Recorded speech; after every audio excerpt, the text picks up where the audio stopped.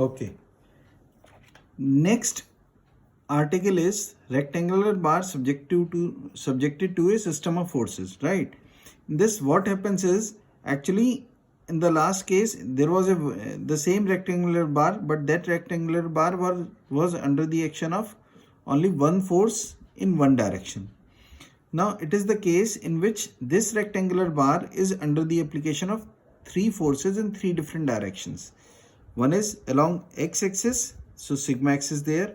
Then another is along y-axis, sigma y is there. And then one is along sigma z, and this sigma x, sigma y and sigma z are the corresponding stresses which has come out because of the value of force applied along these axes, right?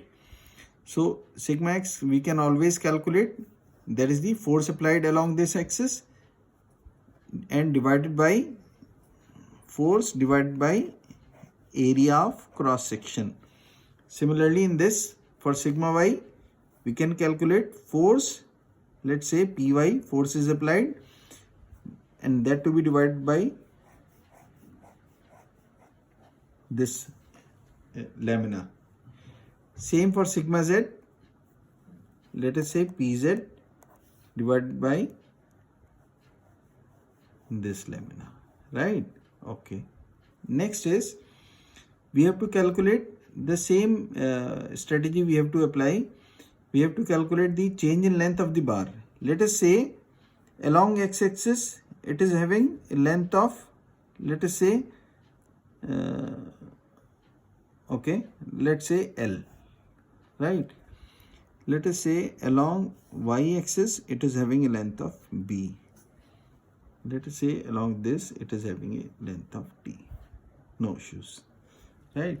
So strain in x direction, right? Okay.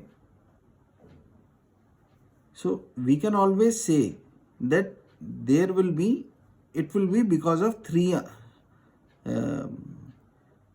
factors, right?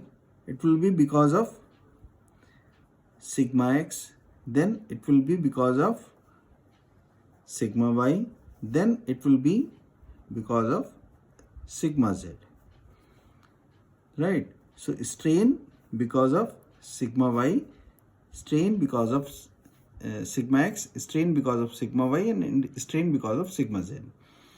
Then if we write this, then we always know that sigma, because of sigma x there will be increment in the length of L. Because of sigma x there will be increase in its length, right?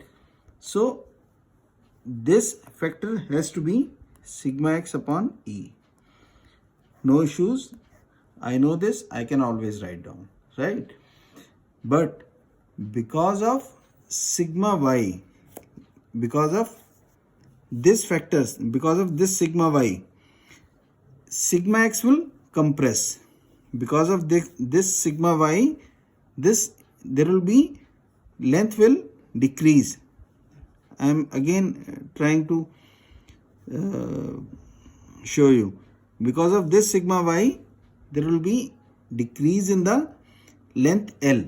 Okay, what will be that length? That decrease in length will be equal to Poisson's ratio. And what is Poisson's ratio? Is mu is equal to delta lateral strain upon linear strain, upon linear strain. So in this case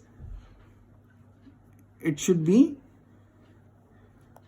minus sigma y upon E multiplied by nu, right? Because of this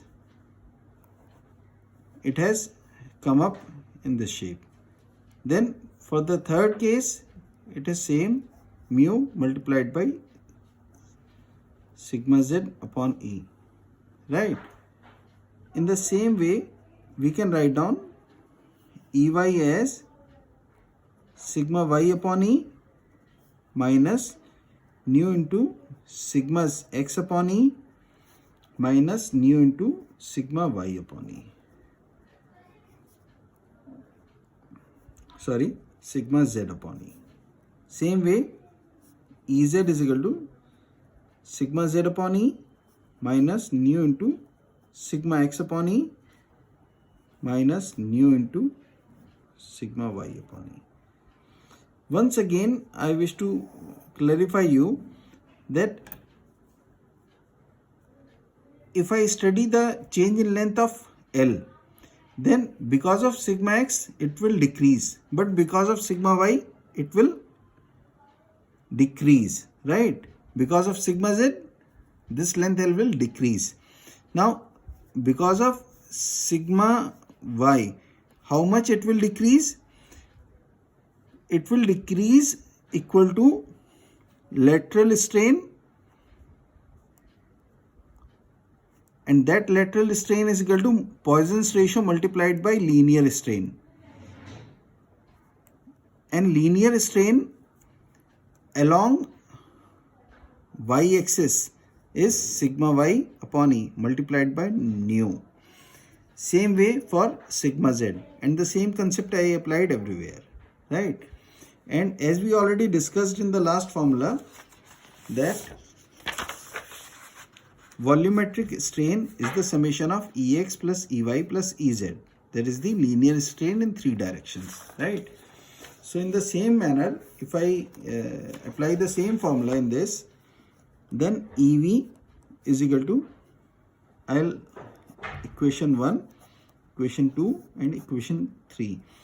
If I sum up these three equations, then it will be Ex sigma x plus sigma y plus sigma z upon E multiplied by 1 minus 2 nu. This will be the outcome, right?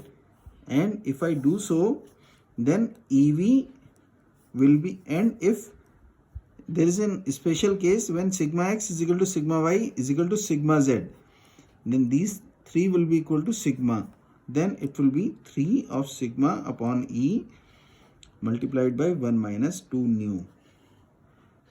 Or I can write down this as E is equal to 3 into sigma upon Ev into 1 minus 2 nu. Or E is equal to 3 into K, where K is called as bulk modulus multiplied by 1 minus 2 nu. And this is one derivation between elastic constants, right? Thank you.